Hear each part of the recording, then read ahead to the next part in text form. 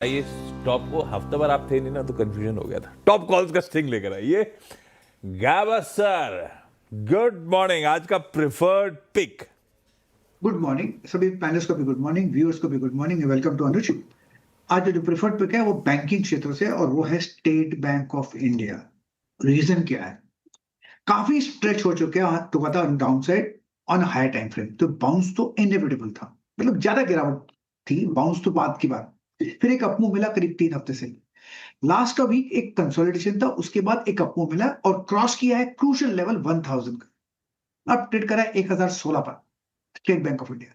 मेरे ख्याल से 1005 का स्टॉप होना चाहिए, करीब 11 रुपए का स्टॉप है, और टारगेट होना चाहिए 1050 का। हो सकता है वक्त लगे, लेकिन इसको ट्रेडिंग कैसे करें? तो फ्लैट खुले तो लेने लायक है, स्टॉप होना चाहिए 1005 का।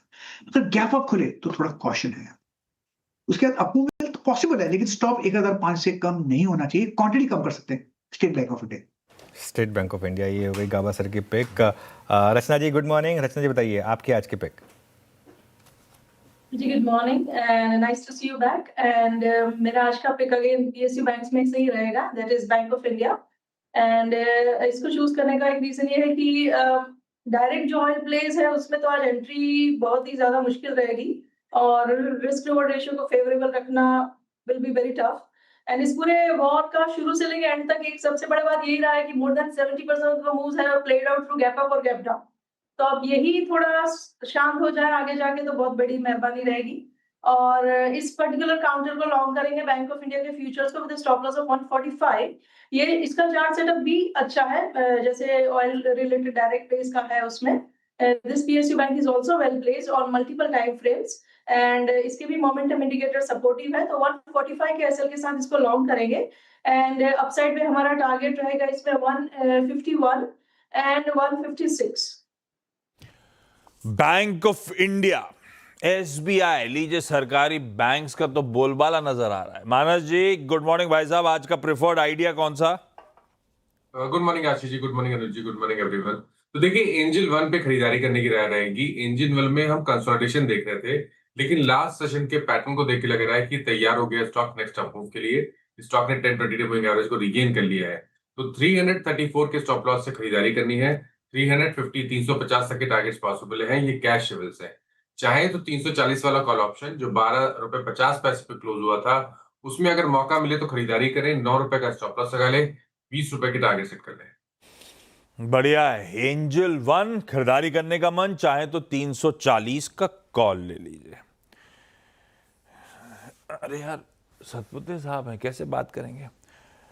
हाय mate, what's up, how have you been? Good morning Ashish ji, good morning Anuj ji. Hindi भूले नहीं? हाँ तब प्रॉब्लम नहीं है।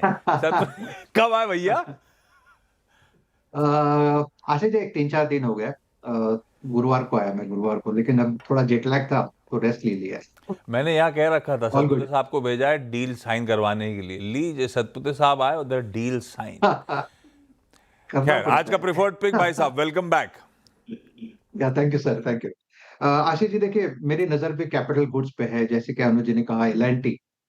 इसका चार्ट बहुत अच्छा लग रहा है, बहुत ही क्लीन ब्रेकआउट है। It's a clean breakout about it's cluster. और जो क्लस्टर था 3900 के आसपास, जो इसका 200 डीएमए था 3900 से लेके करीबन 4000 के आसपास में क्लस्टर था, इसका ब्रेकआउट है। तो आज का इसका टारगेट, इनिशियल टारगेट या रेजिस्टेंस जो फेस करेगा वो रहेगा 4180 के आसपास। 4180 ये अपना पहला टारगेट होगा।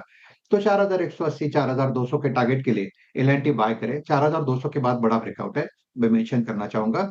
कल का क्लोज यानी फ्राइडे का क्लोज 4068 का है, सो स्टॉप लॉस रखे 4020 का एल&टी। लार्सन एंड टूब्रो, आज का प्रिफर्ड पिक सतपुते साहब की तरफ से। बहेती साहब गुड मॉर्निंग, आपका टॉप कॉल भाई साहब।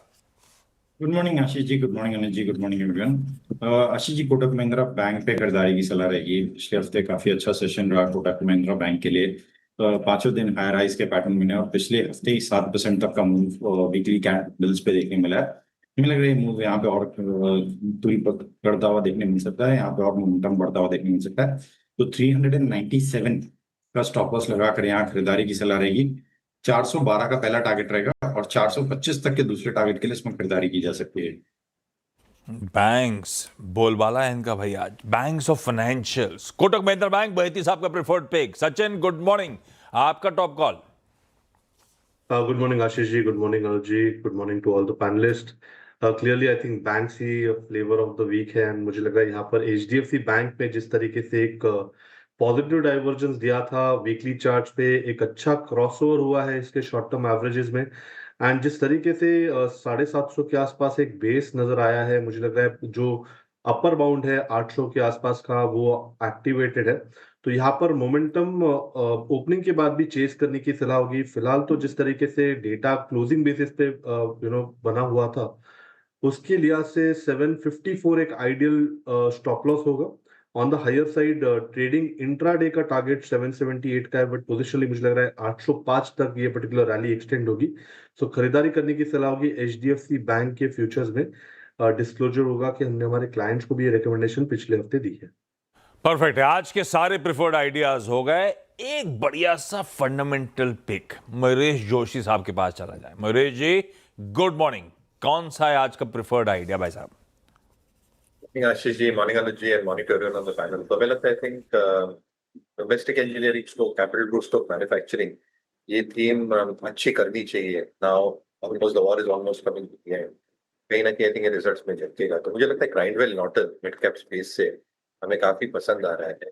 बहुत स्ट्रॉन्ग सेट ऑफ नंबर्स थे चौथे तिमाही के, और अगर ये नंबर्स कंटिन्यू होते हैं तो हमें लगता है पूरी की पूरी शक्यता है, क्योंकि जो एग्रेसिव मार्केट है 1/3 of the market is completely unorganised, और जो ये सुपीरियर प्रोडक्ट्स इंट्रोड्यूस कर रहे हैं ना सिर्फ एब्रेसिव में बट परफॉर्मेंस पॉलीमर्स में और परफॉर्मेंस सेरेमिक और रिफ्रैक्टरीज में, यहाँ पे I think margin growth specifically ceramic और रिफ्रैक्टरी बिजनेस की बहुत सुपर है FY26 में कंपेयर टू FY25।